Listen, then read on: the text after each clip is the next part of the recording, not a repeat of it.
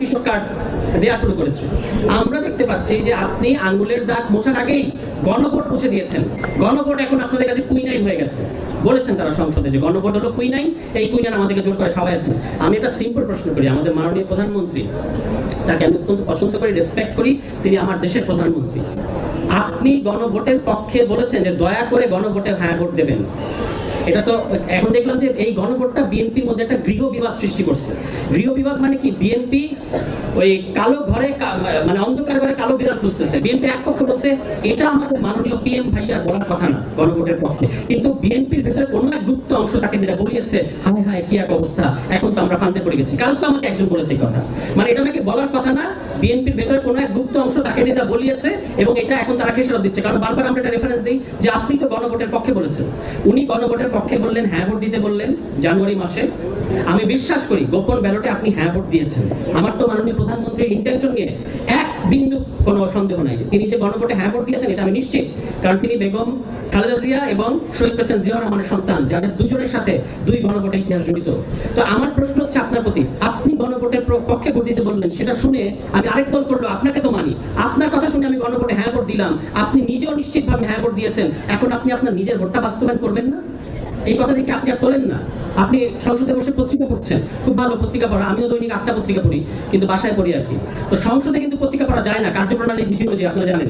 তো মাননীয় প্রধানমন্ত্রী নিশ্চয়ই কার্যপ্রণালী বিধিটা খেয়াল করেছেন যে ওটা 267 নাম্বার যদি ধারায় উনি দেখেন যে সংসদে কিন্তু পত্রিকা পড়ার নিয়ম নাই, কিন্তু উনি মাননীয় প্রধানমন্ত্রী পড়তে পারেন, এমনিতে বাসায় অনেক ব্যস্ত থাকেন, ফলে ওনার সময় থাকে না, উনি সংসদে এসে পত্রিকা পড়তে, এটা আমরা জাতি হিসেবে ছাড় দিতে প্রস্তুত আছি বা মেনে নিতে প্রস্তুত আছি। আপনাকে যেটা করতে হবে সেটা হচ্ছে রাজনৈতিক প্রশ্নে মুখ খুলতে হবে। সংসদে আপনার হয়ে আরেকজন কথা বলবেন, এই ধরনের প্রধানমন্ত্রী দেখতে আমাদের আবারও বলছি হৃদয় ফেটে যায় যে আমাদের প্রধানমন্ত্রী কথা বলেন না। এখন আসেন এই যে বাংলাদেশ ব্যাংক রেজলিউশন অ্যাক্ট নিয়ে অনেক কথা হয়েছে, আপা বলেছেন, ভাই বলেছেন, এই বাংলাদেশ আমরা কিন্তু বিএনপির ওই যে সংসদীয় কমিটির রিপোর্টে তারা কোথায় কি আপত্তি প্রকাশ করেছে সেটা কিন্তু আমরা দেখেছি। বিএনপিকে এটা মনে রাখতে হবে। সেদিন আপনারা দেখেছেন সাংবাদিকরা প্রশ্ন করেছেন সালাউদ্দিন ভাইকে যে আপনাদের ওই সংসদীয় কমিটির রিপোর্টে যেটা আছে, পরে উনি বলে দেখে আসলে এটা আছে, পরে দ্রুত উনি কথাটা শিফট করে অনেক জায়গায় চলে গেছেন, ওনার এই প্রতিভা আছে। কিন্তু আমরা দেখেছি যে আপনারা বলেছেন যে এই একটাকে বাতিল করতে হবে, ল্যাপস করে দিতে হবে, আপনারা বলেছেন। পরে এখানে বাদ সেধেছে আসলে ওয়ার্ল্ড ব্যাংক। ওয়ার্ল্ড ব্যাংক বলেছে যে এই অধ্যাদেশটা বাতিল, যদি ঋণ নিতে চাও, ওই ঋণ নিতে 14 সদস্য বিশিষ্ট দল কিন্তু গেছে আইএমএফ এ, অর্থমন্ত্রী এবং মাননীয় কি বলে ওই যে ঋণ খেলাপি গভর্নর সহ 14 সদস্যের একটা দল কিন্তু গেছে আপনার আইএমএফ এ, ঋণ লাগবে তাদের। এখন ওয়ার্ল্ড ব্যাংক বলেছে যে আপনাকে ব্যাংক রেজলিউশন অধ্যাদেশটা বাস্তবায়ন করতে হবে। তারা তো ফান্দে পড়ে গেছে, কি করবে? তখন এমন একটা মানে ঢুকিয়ে দিচ্ছে, আপনার ধারা ঢুকিয়ে দিয়েছে, যে ধারার কারণে পুরো এই অধ্যাদেশটা লজিকটাই তারা বদলে দিয়েছে। ওই অধ্যাদেশটা করা হয়েছিল ব্যাংকিং খাতের পাচার বন্ধ করার জন্য, আর তারা এই অধ্যাদেশটা আনছে যেন ব্যাংকিং খাতে আবারও পাচার করা যায়।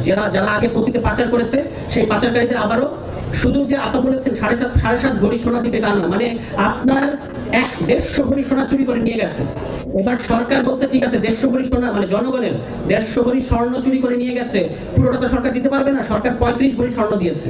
এখন ওই চোর, যে চোর চুরি করেছে তাকে বলছে তোমার ওই 150 ভরি সোনা থেকে তুমি আমাদেরকে 7.5 ভরি স্বর্ণ দাও, তাহলে এই 35 ভরি স্বর্ণ তুমি পাবা। এটাই তারা করেছে ব্যাংকের ক্ষেত্রে। মানে সরকার যে বিনিয়োগ করছিল ব্যাংকগুলোকে আবার চাঙ্গা করার জন্য, সেই বিনিয়োগকে তারা বেইল আউটে পরিণত করেছে। অর্থাৎ এগুলো হচ্ছে এখন ব্যবসায়ীরা আবার টাকা পাবে। তারা ওই 7.5% টাকাটা আগে অন্য কোনো ব্যাংক থেকে ঋণ নেবে, ঋণ নিয়ে এটা দেখায় তারা ওই 35,000 টাকা পাবে, ইচ্ছা মতো 8-10 বছর লুটপাট করবে, তারপর আবারও চলে যাবে। এস আলম জন্ম নিচ্ছে আল্লাহ পাকের রহমতে, না কি যেন গান আছে না, ওরকম একটা অবস্থা আবার করবে।